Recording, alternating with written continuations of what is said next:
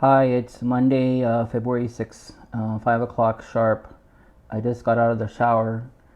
Today I had to do laundry. I've been putting it off. It's the first time I do laundry in over 2 weeks.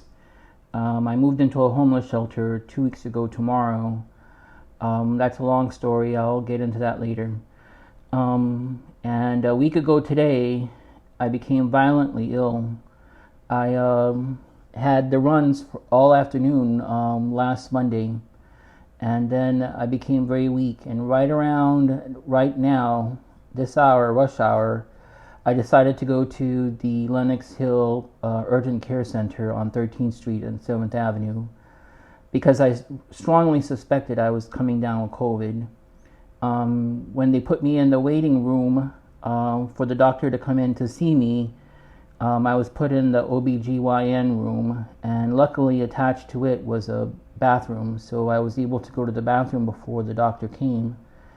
And then I needed to burp, and I kept tapping on my chest to help myself, pass gas. And then I threw up. I became really sick and was projectile vomiting, and I didn't make it to the toilet bowl in time, so I vomited all over that bathroom. I was really, really sick.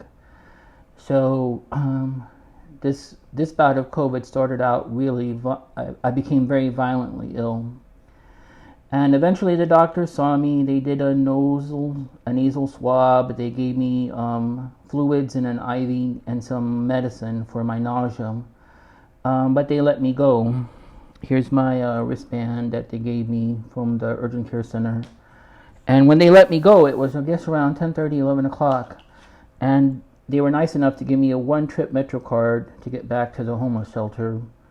When I got back to the shelter, it was, I guess, around 11 or 12 that evening. I guess it was about 11 or so. It was before midnight, I think. And I told them that I tested positive for COVID, and they gave me my discharge papers. So I showed them the papers. After that, I was put into an isolation room, and which was a second floor TV lounge, and eventually two other gentlemen joined me. I was staying at an all-men's shelter in Greenpoint, Brooklyn. And after that, they sent me over to a COVID hotel, but not until 5 or 6 in the morning the next morning. So I waited overnight in that upstairs TV lounge area. And I've been here ever since. When I checked in here, first thing I did was take a shower and get some sleep. I was very sleep deprived, and then I called my primary care doctor, and I received a prescription for Paxlovid, which I took, and my prescription ended yesterday morning, Sunday morning. So now I'm scared I'm going to get the what they call the Paxlovid rebound or relapse. So my symptoms were not mild, or have not been mild, particularly on the first day. And today, as I was running around doing my laundry, I broke out in a cold sweat, and I had to take off my my sweatshirt and my light jacket because I was just too hot. And there was no avoiding it. I needed to do laundry. I had no more clean clothes here at the COVID hotel, and so I had to do that. I'm checking in today because today Eric Adams announced he was lifting the COVID vaccine mandate for municipal workers, which I think is a mistake. Even though the vaccines are not even though the vaccines have failed to prevent infection the way that they were first marketed to us, they are the best thing that we have medicinally to help stop the worst of the pandemic. And I wish that the mayor would bring back mask mandates at least, so that people could have a non-pharmaceutical way to counter the spread of the virus, especially for those people who are suspicious of the vaccines. The masks make sense. And Besides all that, I'm sharing a room right now with someone. He came in on Tuesday night. We haven't been able to mask indoors because I tried masking the first day when I was just alone, and I had to take the mask off when I was sleeping here alone. And I used a KN94 mask, and I tried also the flimsy surgical paper mask, but that fell off my face while I was asleep also. So it's kind of impossible to wear these masks 24 hours a day, including indoors. Be that as it may, I'm just letting you know what it's been like here. They are feeding us. They give us microwave food for the most part. Sometimes we get juices and fresh fruit, which is good since we need vitamins. But the point I want to try to make now is the pandemic is certainly not over. And even after having had 4 vaccines, I had 3 Moderna and 1 Novavax, I still got violently sick the first day.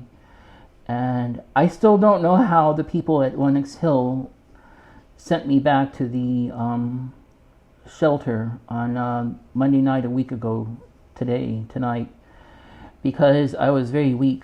And the admitting nurse told me she wanted me to keep drinking fluids, and I told her if I kept drinking them, I'm going to keep passing them as, the runs. And she didn't understand how bad it was. But, the government has told all these hospitals that COVID is no longer a serious disease that requires hospitalization. And even though I was really weak from the runs and having projectile vomited all over that bathroom, I don't know how they let me go or why. Particularly since I don't know what there should have been left in my digestive system for me to be vomiting all over the place, considering I had the runs all day. I really think my body was seroconverting that afternoon, and my body was sensing all these viruses in my digestive system, and it wanted to evacuate everything from both ends, and that's exactly what happened. Anyway, I just took a shower and I'm still sweating, so I think I am feverish now. It's felt like it all afternoon. The nurses come by twice a day to take our blood pressure and heart rate. They don't always measure our temperature, but when they do, they use that Mickey Mouse gun that they put to your forehead. And I don't know what my temperature has been. They didn't measure me this afternoon. I did ask the guy, but he said I was done, so they didn't measure my temperature. And when I told him I broke out in a cold sweat when I went out to do laundry, that male nurse said, well, at least you got your heart rate up. That was good. And I just gave him a side eye. Nobody takes this seriously anymore. And as much as I tried to do to prevent getting COVID again, what scares me is I caught it with whatever variant is going around now, because the variants going around now are much more communicable. And even though the nurses claim at Lenox Hill that the virus is still mild, no one wants to address the risk of long COVID. And we don't know if, the viruses that become so much more communicable, those that are circulating now compared to in the past, if that increase in communicability leads to any increased likelihood of getting long COVID or more severe long COVID. All those are very serious questions, and we don't have answers to them. And in the face of having no science or medicine to answer those questions, the government continues to remove all precautions, all mandates, and this is just going to put more and more people at risk of getting sick. And I'll file another video another day about what happened to me to move into a homeless shelter.